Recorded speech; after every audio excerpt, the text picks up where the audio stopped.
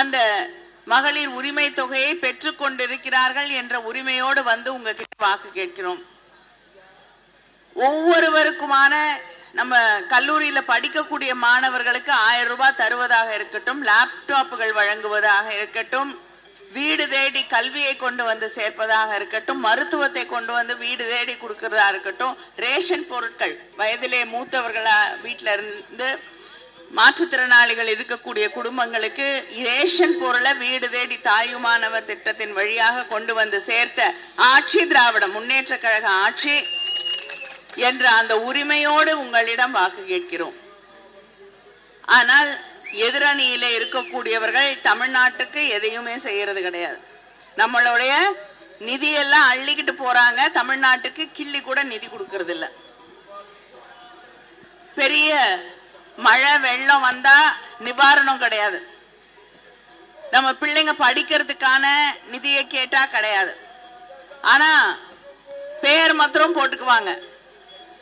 பிரதம மந்திரி வீடு கட்டும் திட்டம்னு ஒண்ணு இருக்கா, அந்த திட்டத்துக்கு யாரு அதிகமா காசு கொடுக்கறாங்கன்னா பேர் மாத்திரம் மோடியோட படம் எல்லாம் போடுவாங்க.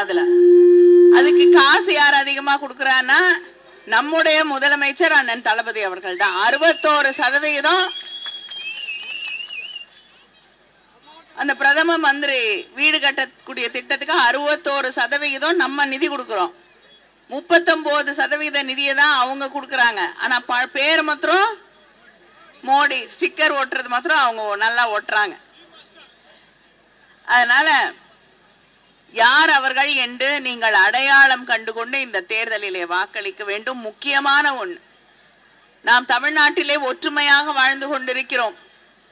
பிஜேபி தொடர்ந்து மத நல்லிணக்கத்தை கெடுக்கக்கூடிய, மத கலவரங்களை உருவாக்கக்கூடிய இயக்கம் என்பதை நீங்கள் புரிந்து கொள்ள வேண்டும்.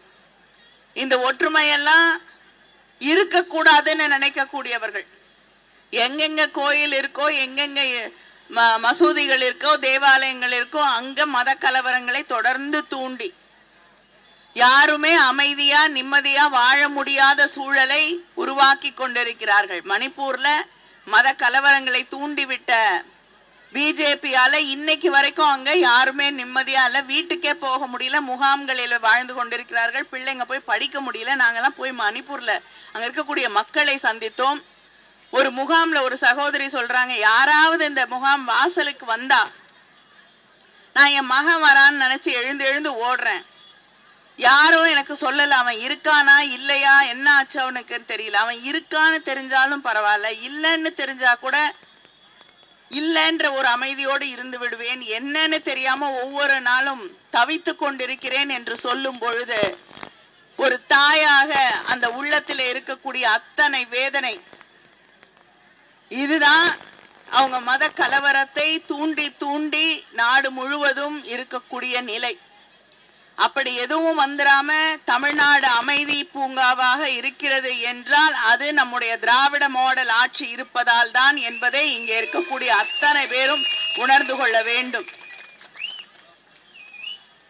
சில பேர் இஸ்லாமியர் ஓட்டுக்காக அவங்களுக்கு மீது அன்பாக இருப்பதாக பேசுவார்கள்.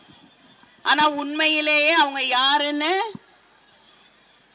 அவங்க என்ன நினைக்கிறார்கள் என்பது பல இன்னைக்கு இன்டர்நெட்ல கூட வந்துருச்சு.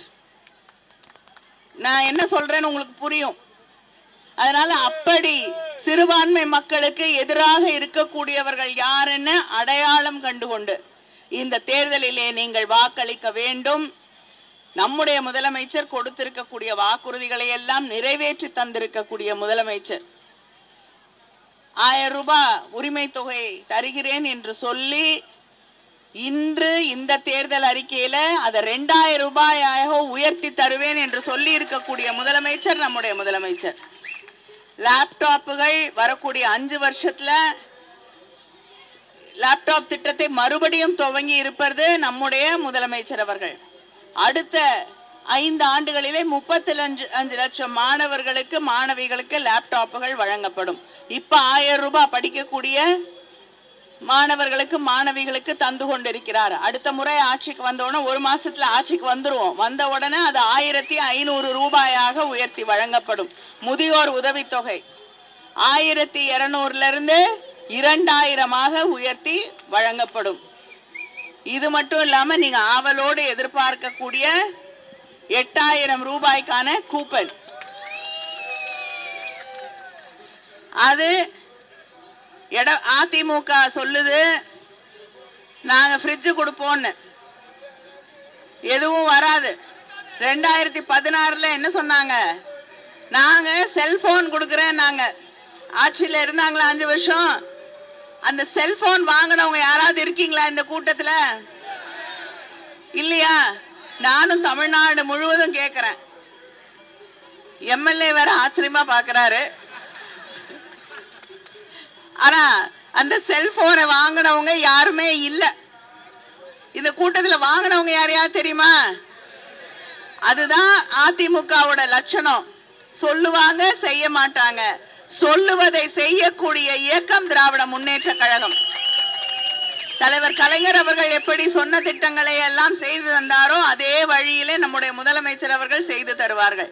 8000 ரூபாய் கூப்பன்ல உங்க பக்கத்துல இருக்கக்கூடிய கடைக்கு போய் நீங்க என்ன வேணும்னு நினைக்கிறீங்களோ, ஃப்ரிட்ஜோ, வாஷிங் மெஷினோ, டிவியோ, உங்களுக்கு எது தேவைன்னு நீங்க நினைக்கிறீங்களோ அதை நீங்கள் வாங்கி கொள்ளலாம் என்று நம்முடைய முதலமைச்சர் அவர்கள் அறிவித்திருக்கிறார்கள். அது மட்டும் இல்லாம விவசாயிகளுக்கு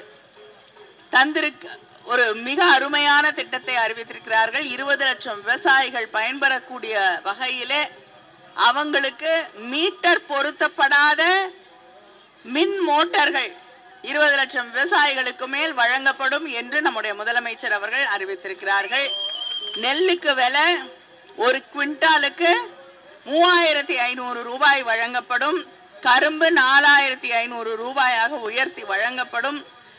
பால் கொள்முதல் விலை மக்கள்கிட்ட இருந்து வாங்கும் பொழுது, விவசாயிகள்ட்ட இருந்து வாங்கும் போது லிட்டருக்கு 5 ரூபாய் உயர்த்தி வழங்கப்படும். 24 மணி நேரம் வேலை செய்யக்கூடிய கால்நடை மருத்துவமனைகள் உருவாக்கப்படும். கால்நடைகளுக்கான தீவனத்தை அதிகரிப்பதற்காக கிட்டத்தட்ட 1 லட்சம் ஏக்கர்ல அந்த தீவனங்களை வளர்ப்பதற்கான இடங்கள் கண்டறியப்பட்டு அந்த விவசாயமும் மேற்கொள்ளப்படும். இது அத்தனையும் உங்களுக்கு செய்து தரக்கூடிய ஒரு வாய்ப்பை எங்களுக்கு நீங்கள் உருவாக்கி தர வேண்டும்.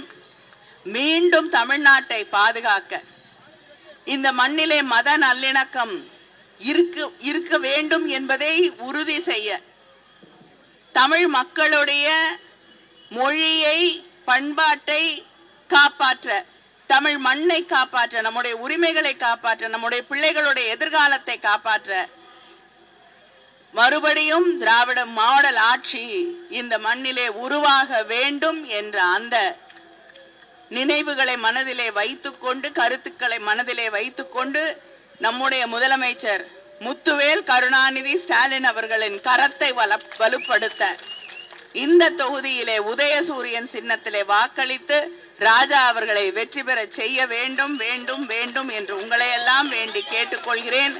நன்றி, வணக்கம்.